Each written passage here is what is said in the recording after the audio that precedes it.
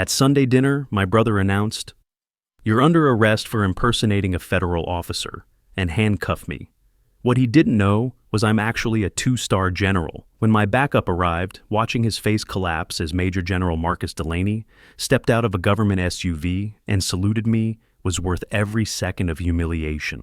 Let me break this down from the beginning, because the story of how a small-town police chief destroyed his own life by arresting his brother is more complicated than it sounds. I'm Cameron, 37, and I've been active duty military for 19 years. Currently, I work at a level I literally cannot discuss in detail. Let's just say my job involves classified briefings and strategic planning that keeps the country running smoothly. I live outside DC in a secure apartment complex that doesn't show up on Google Maps, and I earn $180,000 annually, plus benefits that most people can't even access. My brother Alex is 40 and has been police chief of our tiny hometown of Chesterfield, Virginia, for 3 years. He makes $85,000 a year and thinks that makes him important. He's always been the golden child, stayed close to home, married his high school girlfriend Jennifer, coaches Little League. Meanwhile, I'm the one who abandoned the family by enlisting instead of going to community college like him. Our relationship has been toxic since childhood. When we were kids, Dad called me the strategist because I was good at puzzles and planning ahead. Alex was the rock, physically strong, reliable. I didn't realize until later how much that distinction ate at him. Alex needed to be the best at everything. When I made honor roll, he'd say grades don't matter in the real world. When I got a university scholarship, he'd make comments about college boys working for men with experience. After Dad died 7 years ago, the distance became permanent. I flew in on 24-hour leave for the funeral, showed up in dress uniform, and left before anyone woke up. Mom made it clear I was an inconvenience. I hadn't been there at the end like Alex, so my grief was somehow less valid. That was our last face-to-face contact until the letter arrived on my desk Tuesday afternoon. Physical mail, pale blue stationery, Mom's handwriting. It had gone through 4 levels of security screening to reach me, which should tell you something about where I work. The letter was a masterpiece of guilt tripping. Family missed me. Alex was doing wonderful things as chief. Grandma wanted to see me. The kicker was the last line. "We're having family dinner at Grandma's this Sunday, 6 p.m. It's been too long, Cameron. Time to come home." My gut told me something was off. Mom doesn't do casual invitations. Everything with her is strategic. But I was tired of avoiding it. I wanted to face them as the man I'd become, not the kid they remembered. Close the chapter once and for all. I requested 48-hour leave. My commanding officer, General Marcus Delaney, approved it in 5 minutes with a note. "Family matters. Stay safe, Caldwell. Call if you need anything." That message would prove more prophetic than either of us knew. The drive to Chesterfield took 2.5 hours. As I got closer, the landscape shifted from DC sprawl to rolling Virginia hills. Every mile felt like traveling backward through my own history. I rolled into town at Main Street looked exactly the same, except for the gleaming police cruiser parked in front of Town Hall with Chief of Police Alex Caldwell emblazoned in gold letters. It wasn't just a vehicle, it was a throne on wheels. I parked a few houses down from Grandma's That's when I noticed something odd. A dark sedan with tinted windows, engine off. Another figure near the corner, partially hidden by a hedge. My training kicked in immediately. That's not neighbors out for a walk. That's a perimeter. Someone was watching the house. Grandma opened the door before I could knock. She's 80 but still sharp. She pulled me into a hug and whispered directly into my ear. "I'm so glad you came, Cameron, but be careful. Your brother's been planning this. He thinks he's found something. Don't let him get to you." Then she pulled back with a bright smile and said loudly, "Come in. Everyone's been waiting." The living room was packed. Mom's smile didn't reach her eyes. "Cameron, you made it. We were beginning to think you'd forgotten about us." Alex stood up from Dad's old armchair. He'd claimed it as his own. He's about 6'2" now, or maybe he just carries himself that way. His handshake was aggressive, a dominance display. "Little brother," he said with a smirk. "Decided to grace us with your presence?" Uncle Robert gave me a curt nod. "Still playing soldier?" My cousin Maya offered a shy smile, but looked away when Mom glared at her. The message was clear. I was on my own. The seating arrangement said everything. Alex at the head of the table in Dad's spot, Mom to his right, Grandma at the opposite end. I was halfway down the side, like a distant relative nobody wanted there. Dinner was psychological warfare disguised as pot roast, non-stop praise for Alex. Tell Cameron about the new patrol cars, the charity event. The mayor said such wonderful things. Through the dining room window, I caught movement. Figures positioning themselves like they were setting up a perimeter. This wasn't just dinner, this was an operation. My brother had set up surveillance around Grandma's house using official resources for a personal vendetta. The real show started when Alex picked up a wine glass and tapped it with a spoon.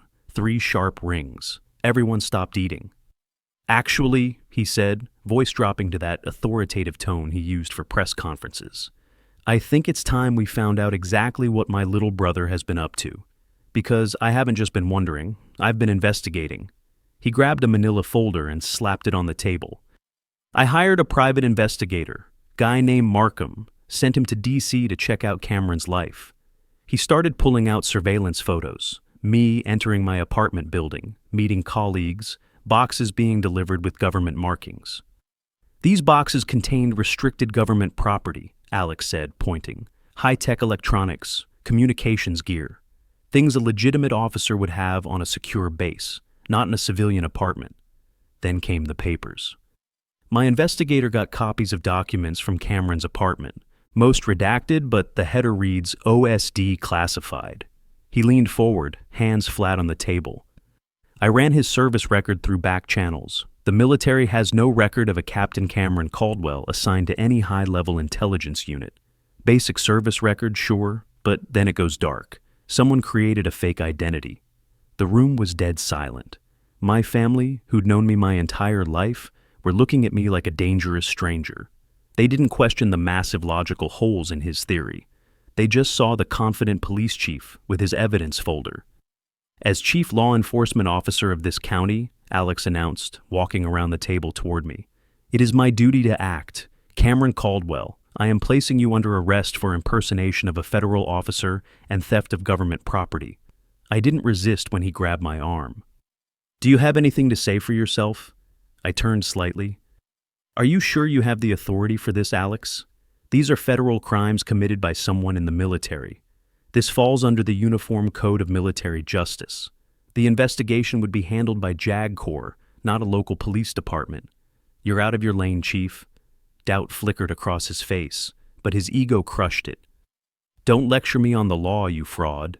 In the real world, I'm in charge." That's when he brought out the handcuffs. The first one clicked shut on my left wrist at exactly. As he reached for my other arm, my right hand moved to my belt. There's a small, almost invisible button stitched into the side seam. A personal emergency beacon. Standard issue for deep cover assignments. I held it down for 3 full seconds. A tiny vibration confirmed the signal had been sent, transmitted to satellite, and routed directly to Fort Claiborne, 47 miles away. The second cuff clicked shut it. Standard response time for a compromised agent alert in domestic environment. 12 to 15 minutes. Being marched through Grandma's house in handcuffs was humiliating. Every eye followed me, but no one spoke. The silence was a verdict. Guilty. Mom stood by the fireplace showing nothing but martyred disappointment. Uncle Robert shook his head. I knew he was no good. Maya stared at her plate, unable to look at me. Only Grandma met my eyes. In them, I saw regret, but also hope. She'd warned me he was planning something. She wanted his poison drawn out into the open. Outside, 2 young deputies materialized from the shadows. "Get him in the car," Alex ordered. They guided me into the back seat. Alex leaned through the window. "You'll have time to think about where it all went wrong. Maybe you'll learn you can't build a life on lies." I checked my watch. 10 minutes since I pressed the button. My heart was steady, breathing even. In my line of work, you learn to wait, to trust your training and team.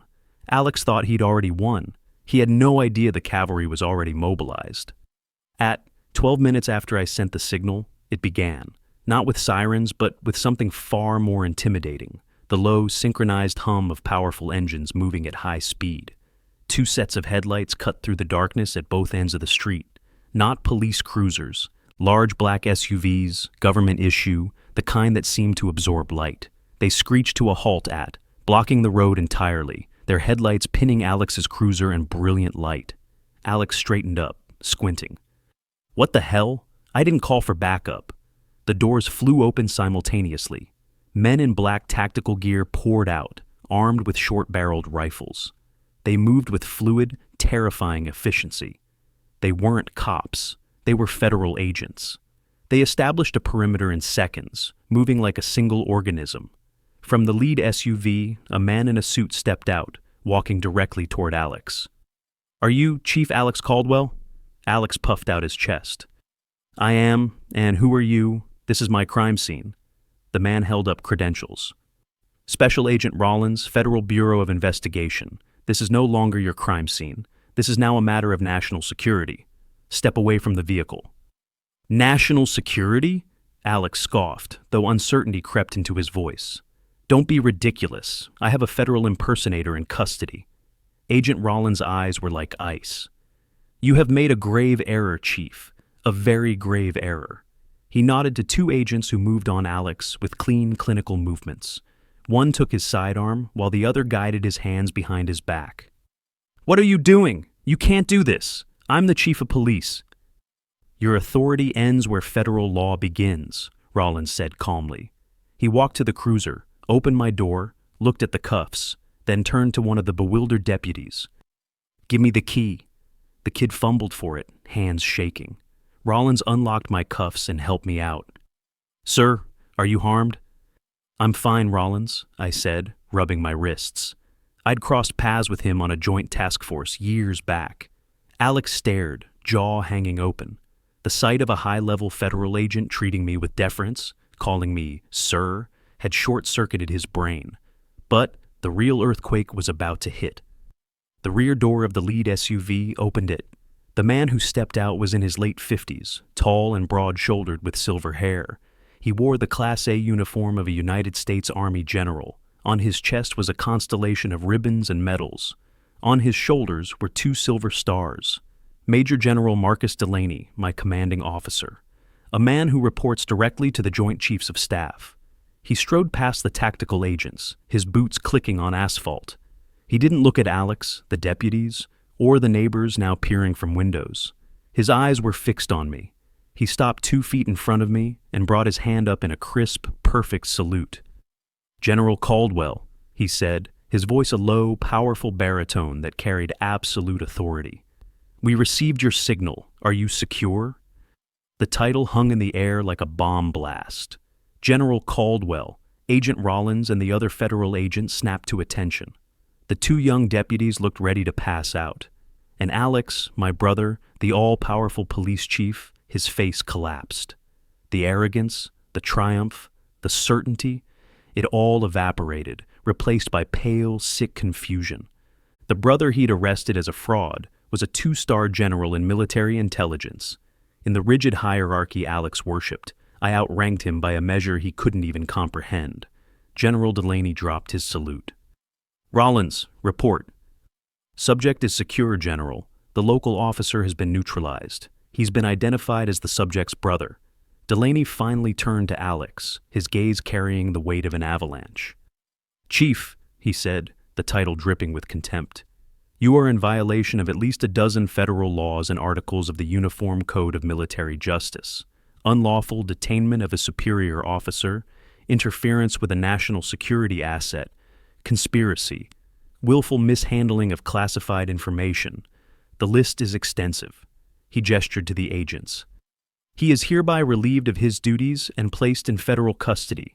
He is not to leave the county pending full investigation. Get him out of my sight. The agent started leading Alex away. He finally found his voice, a pathetic squeak.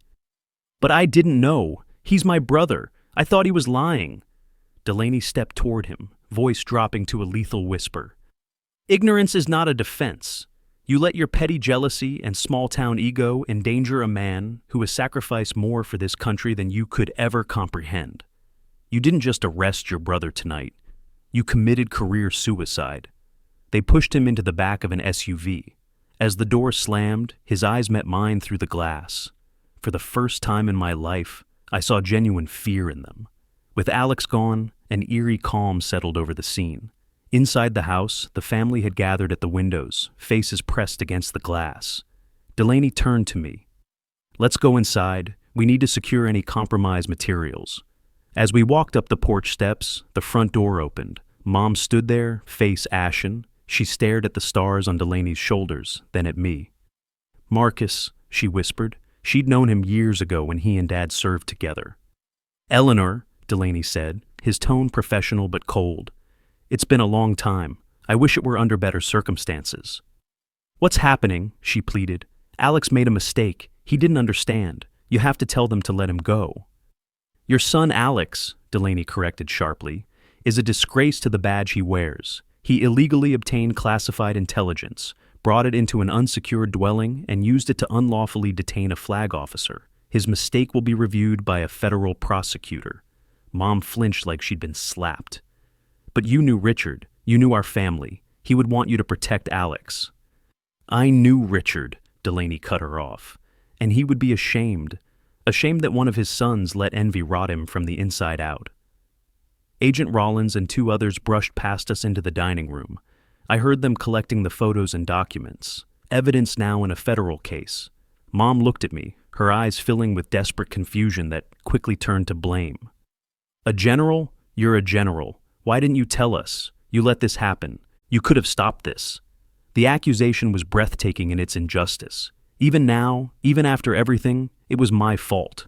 Not Alex's for staging an illegal takedown, but mine for not managing his jealousy better. "Why didn't I tell you?" I repeated her question quietly. "Because you never asked. Not really. You asked why I wasn't home for Christmas. You asked why I couldn't get a normal job. You asked why I couldn't be more like Alex. You never once looked at me and asked, 'Cameron, who are you? What drives you? Are you happy?' You never asked about me. You only ever complained about who I wasn't." I stepped closer. "My life is classified because it has to be. The work I do protects people, protects this country, protects this family. Whether you appreciate it or not, to do it, I have to be a ghost. I accepted that.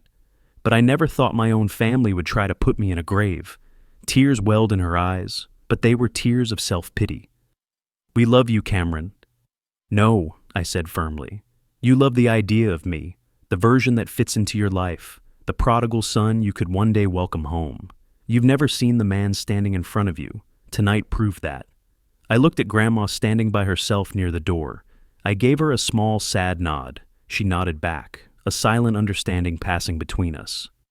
"General Delaney is right," I said, turning back to Mom. "Dad would be ashamed, not of me, of what this family has become." The legal aftermath was swift and brutal. Alex's case was fast-tracked through the federal system with impressive speed. Federal prosecutor Elena Reed, known for being merciless with corrupt officials, was determined to make an example of him.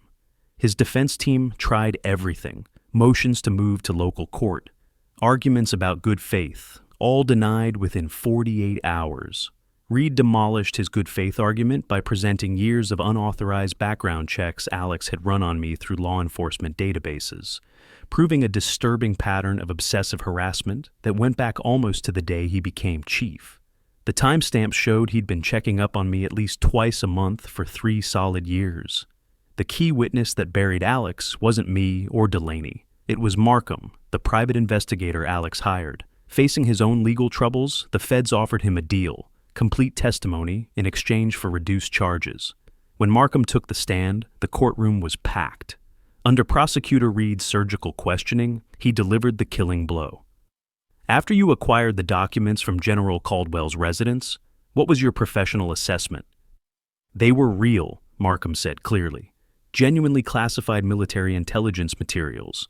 I've been a PI for 2 decades. You see a lot of fake credentials, wannabes playing dress-up. This wasn't that. This was the real deal. High-level, legitimate, dangerous stuff." "Did you communicate this assessment to Chief Caldwell?" "I called him the same evening. I said, 'Alex, this isn't what you think. These aren't fake documents. Your brother is the real deal. Drop this investigation immediately, or you're going to destroy your career.'" "What was his response?" Markham's expression darkened. "He laughed at me, called me a coward, said, 'I'm going to be a hero, Markham. I'm going to expose the biggest fraud in this county's history. You'll be reading about me in the papers. The jury deliberated for less than 2 hours. The judge handed down 12 years in federal prison, minimum 5 before parole eligibility, permanently barred from owning firearms or holding public office. 2 years later, my cover blown in certain circles led to a promotion to a strategic role at the Pentagon directing field operations. Alex wrote letters from prison, first rage-filled blame, then desperate pleas, finally rambling introspection. I read the first, skimmed the second, burned the rest unopened. My only contact with Chesterfield now is through Grandma. We talk every few weeks about her garden, books, weather, our unspoken agreement to build something new. In counseling sessions, I realized Alex's resentment started with a single sentence Dad spoke 30 years ago about my strategist's mind. He spent his life trying to prove my strength was a lie, building a prison of resentment long before the federal government built him a physical one. Last I heard, Alex has about 9 years left on his sentence at a federal correctional facility in Pennsylvania. Mom still doesn't talk to me, which is fine. The silence is better than guilt trips. Uncle Robert published an op-ed in the Chesterfield Gazette, publicly disowning me and defending Alex, which was hilarious considering nobody outside a 50-mile radius has ever heard of him. Maya reached out about 6 months after the trial to apologize for not speaking up that night, and we grab coffee when I'm in the area once or twice a year. She's good people, just was scared of going against the family tide. Sometimes the most devastating revelations come wrapped in handcuffs, delivered by someone who thought they knew you completely.